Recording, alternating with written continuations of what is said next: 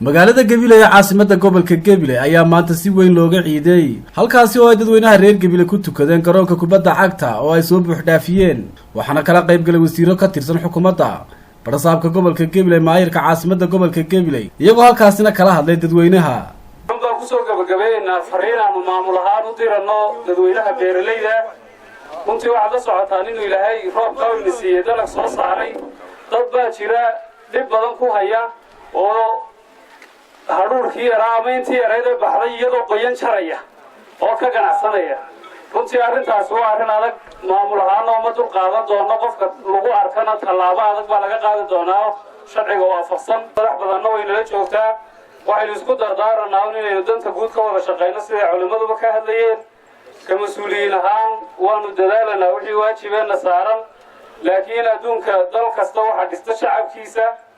inta shacabku ay danta guud ka foogan yihiin danta guud way dayacan tahay inta uu soo jeedaana way qabsoomaysaa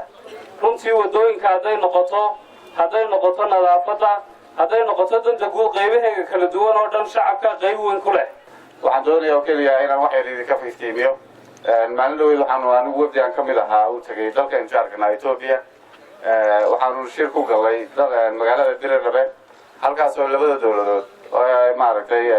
federaalka iyo dawlad deegaanka Soomaalida Ethiopia iyo Somaliland ay ku wada saxdeen heshiis cid dhibaataynaysa labada dawladood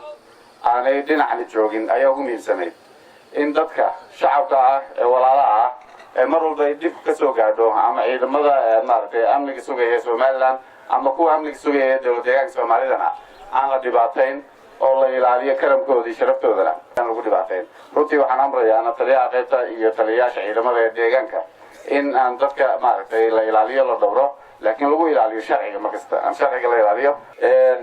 dadku waxyaabaha ay wadaagaan maaragtay wadooyinku ka mid ka yihiin meelaha kale caafimaadka waxyaabaha kale ka mid yihiin in la wada ilaashado runtii aad iyo aad way muhiim u tahay waxaan idin soo jeedin lahaa markaa reer Gabiley guud ahaan caasimadda gobolka inta ku nool iyo inta hareeraheedaba ku nool inaad gacan buuxda siisaan oo shaqeysaan maamulkiina iyo Mukhtaar Nuux Ibraahim Home Cable TV gobolka Gabiley.